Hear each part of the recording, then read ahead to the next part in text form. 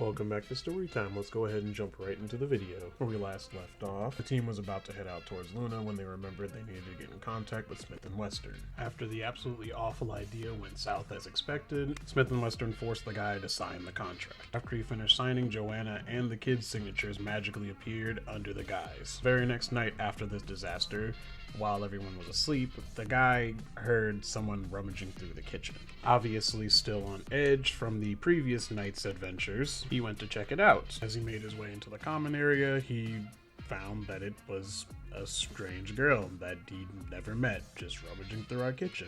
And we'll pick up from there. The guy keeps his distance and keeps the Densiplast activated just in case he needs it, and also tries to wake up the team through the comms while he's talking to the girl. So, who are you and why are you on our ship? Also, how did you get on our ship? He may not remember, but I'm associate of Letharius, or the kid or something like that he's going by. She then goes to explain that she came into the ship using one of her various abilities akin to some of the things that Miss Smith & Western can do, since they both share the same race. Around this time, Joanna actually ends up waking up after the several messages the guy sent and makes her way into the common room. I wasn't really paying attention during the conversation they were having since my character was asleep. The bits and pieces that I picked up during the conversation were that her and Smith & Western are known as a race called the Tengen, which are essentially space elves. They end up talking a little bit more about a couple of things involving Smith & Western, the contract, and stuff along that nature while they wait for the kid to eventually wake up. When he finally wakes up, he wanders his way into the common room, heading towards the kitchen.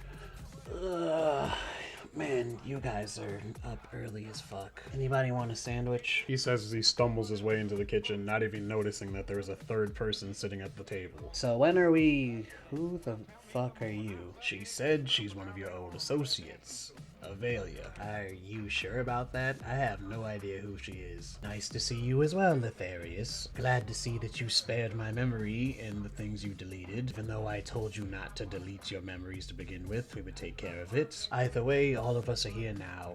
Now we can have a chat. Under no circumstances are you to give them the book. But we're under contract and we kind of need to give them the book or they're gonna fuck us up. I understand that. Don't give them the book, however. I'll see if I can pull some strings on my end. They do not need that information. What is so important about this book? What information is on here that they don't want anybody to know? Because we've been told to get the book, we've been told to keep the book away from certain people, but we don't know what's actually on it. If you must know, it contains the information that Letharius stole from them, which is the location of several powerful artifacts on Earth. It also contains the events that he deleted from his memories of us taking the expedition down there. You and him went to Earth. We did have two others with us. One was known as Ardent Tanner. I'd rather not mention the other associates. Why not? We're discussing the information regarding this. I think she probably would be pertinent to this. She died.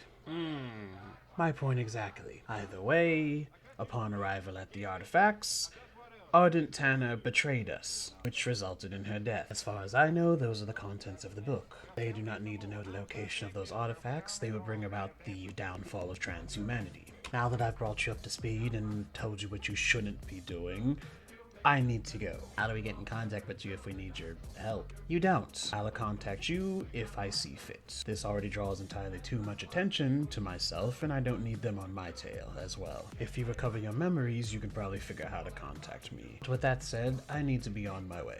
Says she stands up and walks out the ship and vanishes. I think I have more questions than what we started with. Yeah, that cleared up a few things here and there, but without my memories, it kind of just leaves more questions to be asked. Well, all we can do is get our hands on the book, and the only way we're going to do that is catching up to Dr. Pierre. So shall we head out? Yeah, we can head out now. I think my thing literally just arrived. Let me go grab it, and I'm ready to go. The kid goes outside and grabs his item from the delivery drone, comes back inside, starts the ship, and they get ready to fly off towards Luna.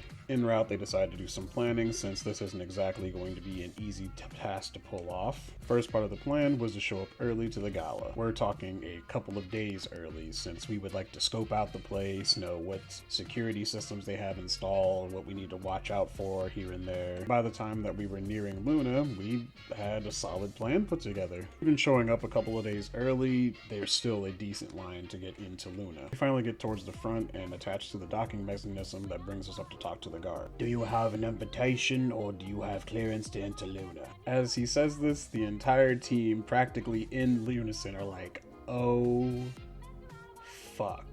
We did all of that planning and have everything thought out for this plan, but the one thing that we overlooked was Luna is a closed habitat that you can only access through certain clearances or if you have an invitation to enter.